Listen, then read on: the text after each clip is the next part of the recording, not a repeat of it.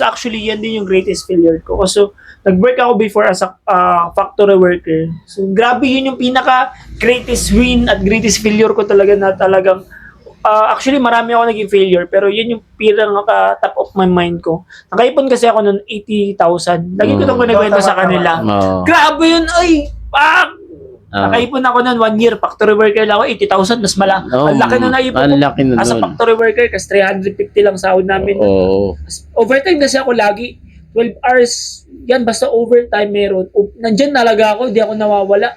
So, nangyari niyan, meron ng 80,000. Ano yung ginawa ko? Winidraw ko talaga yun para hawakan lang ng cash. Tapos binalik ko agad.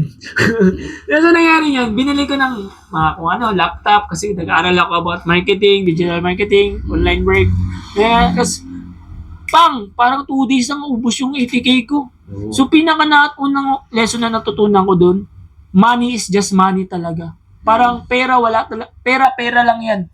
Kailangan maghanap ka ng way na nagiging unlimited na yung pera at tuloy-tuloy na siyang darating sa'yo. So, yun yung parang pinaka-lesson na tumatak sa akin. Kaya ako napunta sa business. Na talagang, dapat, ang pera lang yan. Kahit anong tambak mo, pera pa rin yan.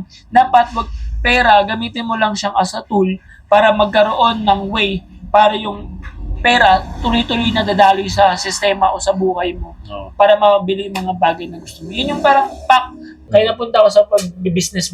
Nagkaroon ka ng realization na gano'n ang dapat na mangyari. Parang yun, pera is pera.